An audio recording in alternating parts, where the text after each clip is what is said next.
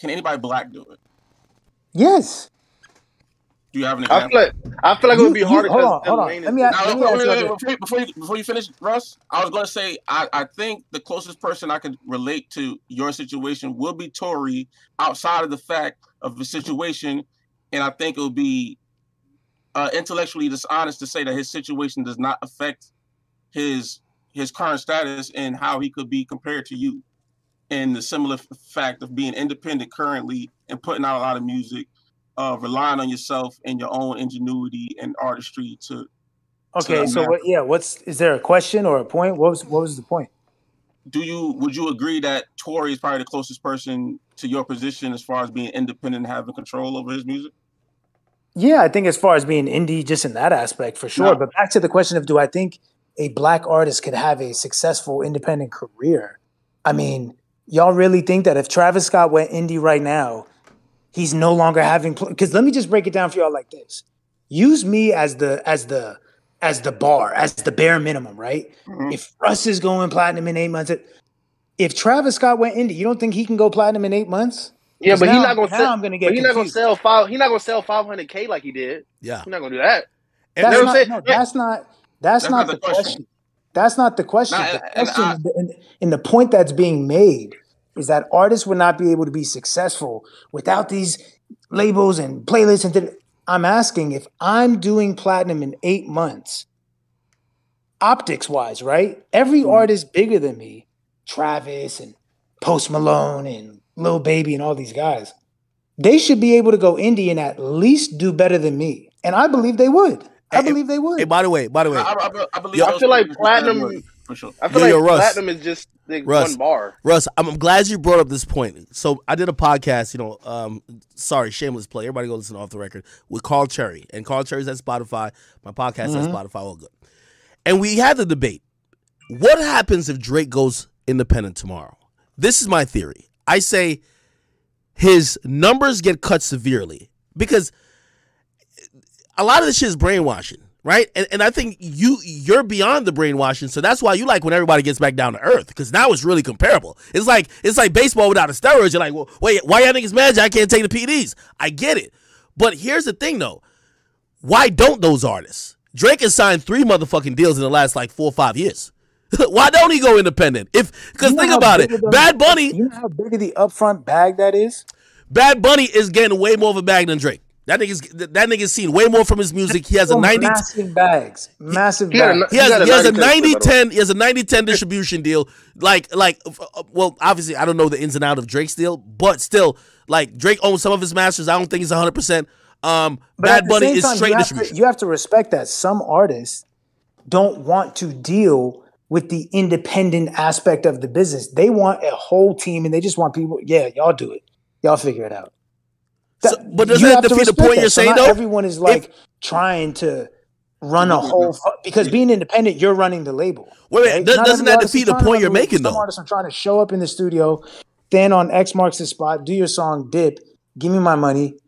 I'll talk to y'all later. Doesn't that defeat the point what you're saying, though? Because think about it, right? If you're basically saying, well, if I did it, why don't everybody else do it? These are the biggest artists in the fucking game. Travis Scott, Drake, Post. No, I'm not saying why doesn't everyone else do it. I'm saying it's possible. They could. Well, all right, okay, they could, but you don't think there's probably an upside to being in the system, to be a part of the fluff. Because again, you know what I mean? There's a famous saying, you know what I mean? 100% of zero is still nothing. You know what I mean? Again, even if you're getting 20% of a billion, nigga, you're getting a lot more than 100% of 10 million. You get what I mean? And not saying the drop off would be that drastic, but I think all these artists. It's just about what you value. It's about what you value, right? It's like if you value, being in the system and being able to play the game, and the labels are all in cahoots with the Grammys and this and that. If you value all of those things more than you value ownership of your music and being able to come and go as you please, drop what you want to, all these things, then go with the label. I'm not going to tell you, rock out. Okay. Stick to whatever you value. Let me ask you this. This is the last question, then I'll let everybody chime in. if you valued, say whichever artist, if they valued being the hottest artist in the game, because they could leverage it for other things, tours, like once you're the hottest or you're seen at a certain level, like there's a lot of equity in Travis Scott being seen as the guy who sells over 500,000. He launched a festival off of that. He's getting his name on burgers and McDonald's stuff off of that. You feel me? Like that's a lot of lucrative shit. So it's like these artists, they're probably seeing a bigger upside in just being in the system. And it's one of those things where it's like, you're going to gain more with the fluff. Like, no matter what people say, oh, okay, yeah, you own everything. And maybe you have a team that could do it. But the fluff of you being in that top 5 artists or the hottest artists, it's going to gain you more ancillary income than you could probably gain from just, quote, unquote, owning all your shit and doing it yourself. You don't think so? No, I don't. I don't think that's some proven fact that being independent and not in the system, you can't get ancillary income. And the other thing, like I said, as an impactful ancillary income, I think. Like I said, if you're independent, right? First of all, the most lucrative asset in the music industry is the masters, is the music. Yeah. Guess what? These labels, all they do, they sit back and collect billions of dollars worth of profit off of just the master side of the song, not even the pub, just the master, not the touring, not the merch, just the master. So this narrative that like, oh, and this is the problem with the music business. Everyone is convinced that you need to go outside of the music to make real money because artists have been brainwashed to think that there's no real money in music. Look at the labels. They're billionaires off of owning shit ton of catalog. The whole fucking cheat code to this shit is owning an extremely big catalog. The only reason why these labels have power, why they're billionaires, because they own an insane amount of catalog. That's it. So I'm in the business of owning a shit ton of catalog. I know I don't need to go X, Y, and Z and like put my face on the burger and do all these things to get bread. I'm making crazy money over here, and it's only going to go up the more I put out. I think it's a case by case basis when you get that high because, for example, I'm spitballing here, okay, right? So Drake, who obviously now, if you any of his release is going to be OVO, from what I hear, owns about 50 to 75% of the masters. Okay, so you sell quarter. Let's say you sell a quarter of the masters, maybe half to UMG. I don't know. Let's say for 3-4 albums, and they give you $600 million. Like again, granted, you know you could always play. Well, if you do it on your own and you really grind it up, you're gonna make maybe $800 million, and you own everything. But again, you want the $600 million now and $800 later. It's like winning the lottery. Yeah, but see, this is what I'm talking about. This comes down to what you value. I got offered a crazy bag for my catalog too. I turned it down because I value ownership and I value not selling my soul. Is there a price on that? He owns 75% though. Is there a price on that? Is there a price on what? Okay, so you didn't want to sell the catalog, but if they gave you an insane amount of money that you couldn't even, I'm not selling. Okay, all right. Great. It's going to pick back into this next point. But for me, that's just what I value. I don't like if you don't value that, if you just got into this for money, that's fine. I'm not going to sit here and tell you what to value. Value whatever you want to value. But for me personally, I value owning my creative work that I made. I value owning it. I just do.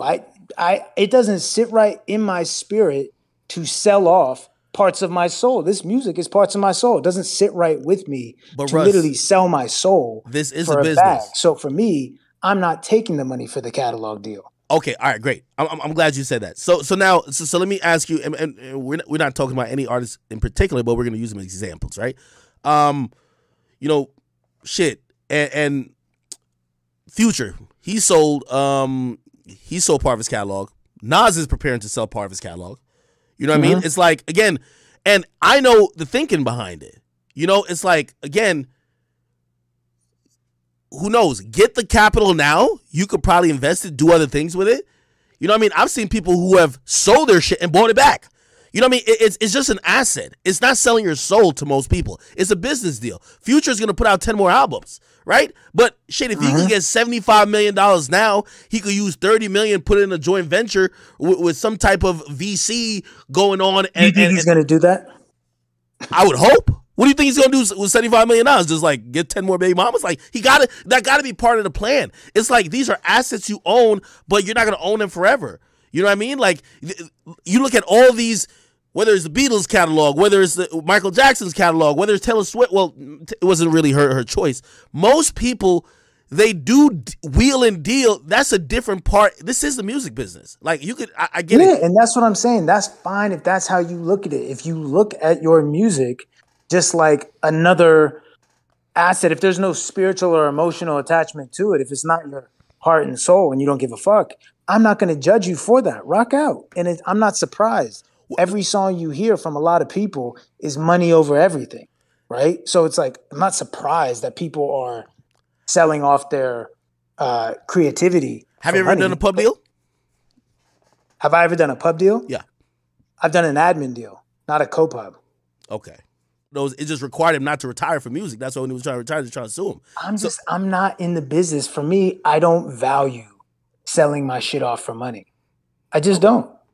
Hey, I get it. Well, so no. I appreciate like you because you're standing on principle. I do understand though, other artists, the bag becomes so fucking big. Like for example, Irv Gotti, like you know what I mean, like. He sold his portion of like the Murder Inc. Masters. It's like, bro, like at this point, if another company comes with you with certain bags, again, the music is still always going to be a part of you, and I could understand artists doing that, especially if you get there. So I just think it's a business type of situation.